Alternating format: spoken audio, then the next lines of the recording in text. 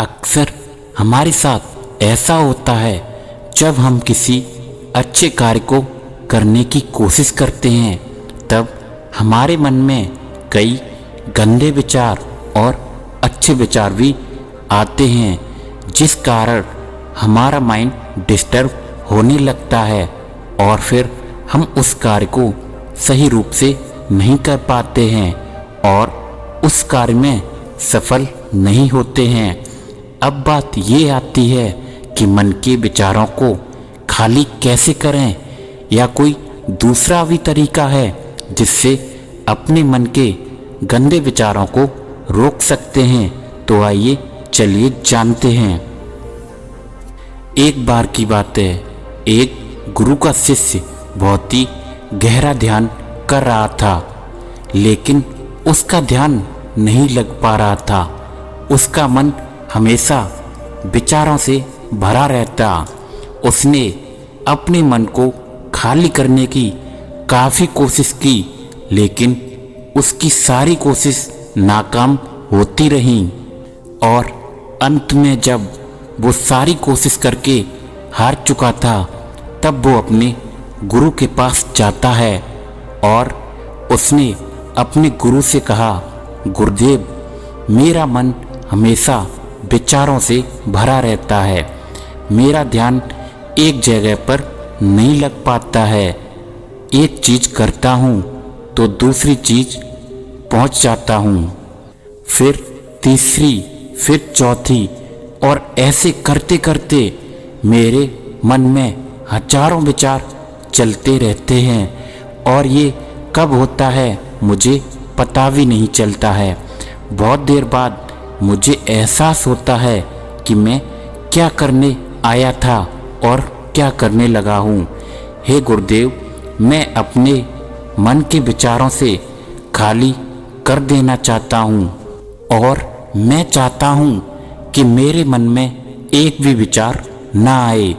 जब मैं चाहूँ तभी विचार उत्पन्न हो। गुरु ने कहा, किसी भी समस्या का समाधान तब नहीं निकलता है जब हम समस्या की जड़ तक नहीं पहुंच पाते हैं। समस्या को ठीक पहले से समझते हैं और उसको जानते हैं। जिस मन को तुम खाली करना चाहते हो, क्या तुमने उस मन को थोड़ा बहुत भी जानने की कोशिश की है? शिष्य ने कहा, गुरुदेव, मन को जानने की तो बहुत कोशिश की मैंने, लेकिन मैं जितना जानता हूँ इसके बारे में उतना ही रहस्यमय होता चला जाता है। तभी गुरु ने कहा, जाओ और एक घड़े को छोटे छोटे पत्थरों से भरकर लाओ।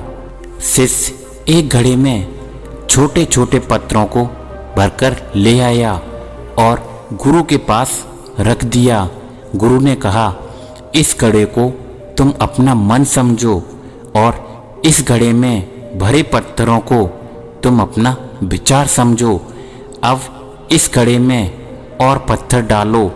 शिष्य ने घड़े में पत्थर डालना शुरू किया। घड़ा तो पहले से ही भरा हुआ था। एक दो पत्थर डालने के बाद बाकी सारे पत्थर नीचे गिरने लगे। तब गुरु ने कहा, रुको और ध्यान से देखो। अब घड़े में पत्थर नहीं आ रहे हैं, बल्कि वो नीचे गिर रहे हैं, क्योंकि यह एक घड़ा है। जो इसमें आ सकता था वो आ गया है। अब और पत्थर नहीं आएंगे। और अगर तुम दूसरे पत्थर डालना चाहते हो तो पहले वाले पत्थरों को निकालना होगा। शिष्य ने तुरंत ही कहा, गुरुदेव, मैं समझ गया हूँ कि आप क्या समझाना चाहते हो। आप समझाना चाहते हैं कि हमें अपने मन को विचारों से खाली कर देना चाहिए।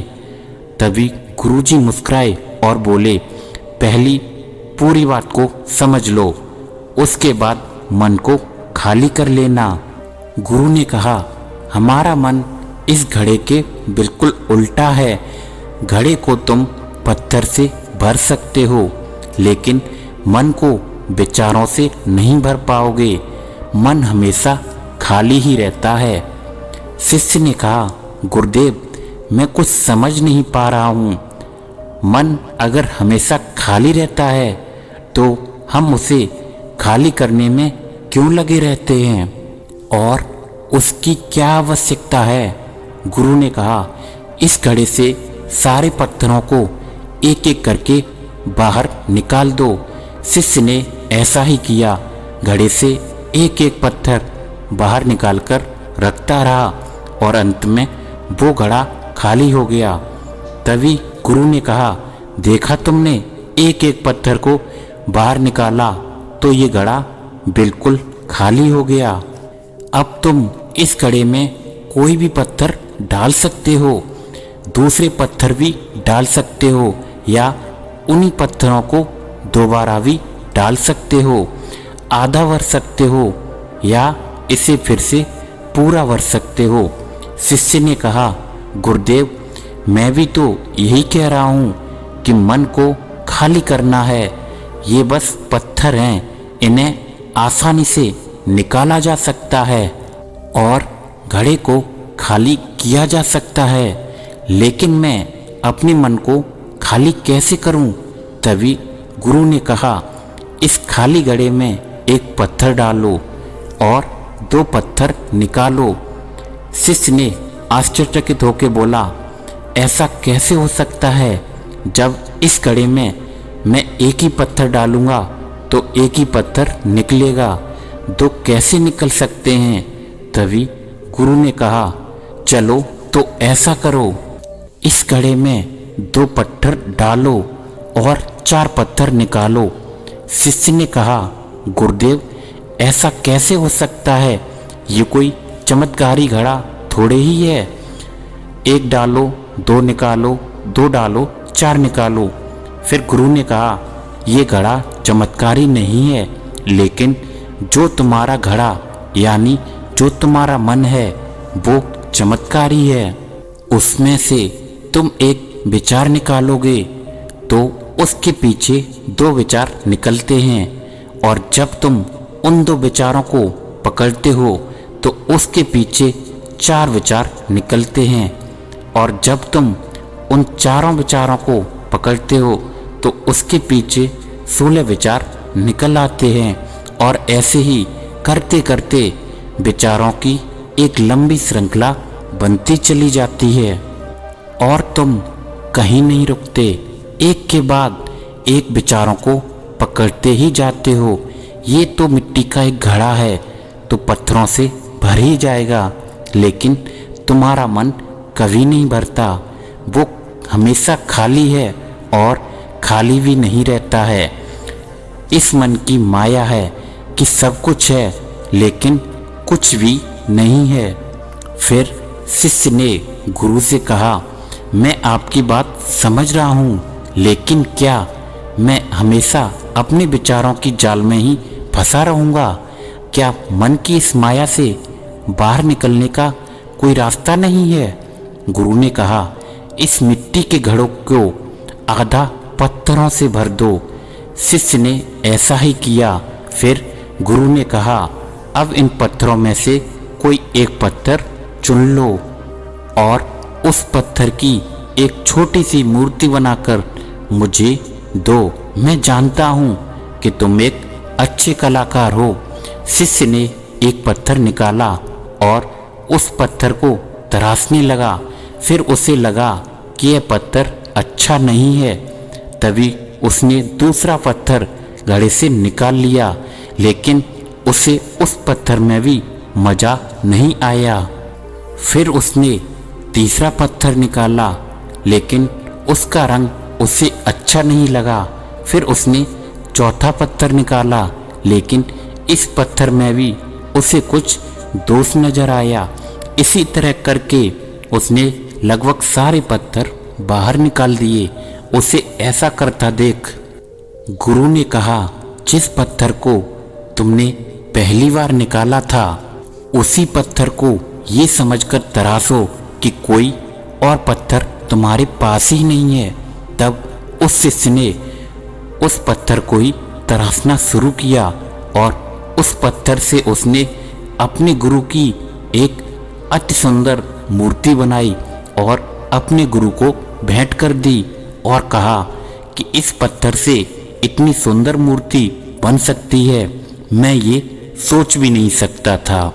तभी गुरु ने कहा, जब हमारे पास विकल्प नहीं होता है तब हमारे पास जो भी होता है हम उसी में अपनी संपूर्ण ऊर्जा लगाते हैं और उसी को सबसे बेहतर बनाते हैं।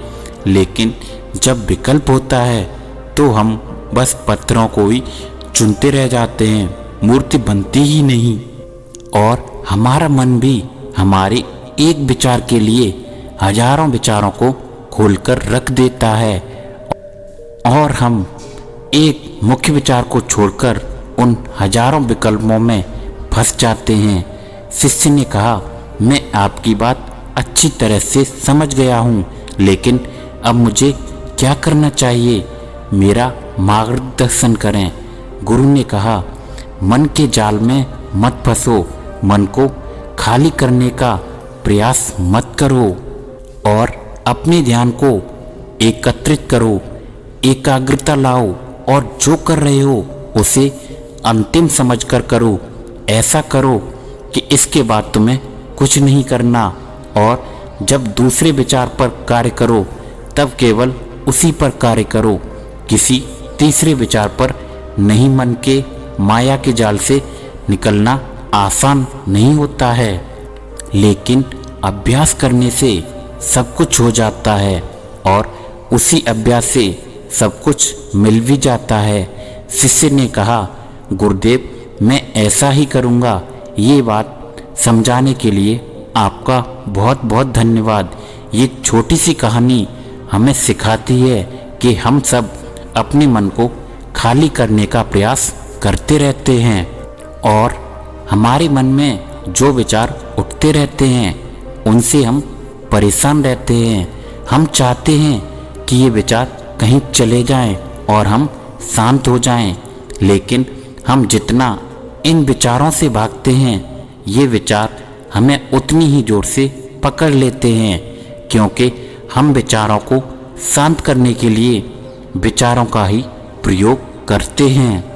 और जिन विचारों का प्रयोग करते हैं और वो विचार आपके उन्हीं विचारों से जुड़े होते हैं जिन विचारों को आप छोड़ना चाहते हो या सोचना नहीं चाहते हो। ये कैसे संभव होगा कि आप शांत हो सकें? ये तभी संभव हो सकता है जब आप शांत होने की कोशिश भी छोड़ दें और अपनी समस्याओं के समाधान पर ध्यान दें, एकाग्रता लाएं, ध्यान लगाएं और इस बात को समझें कि चिंता करने से समाधान नहीं मिलते, चिंतन करने से समाधान मिलते हैं।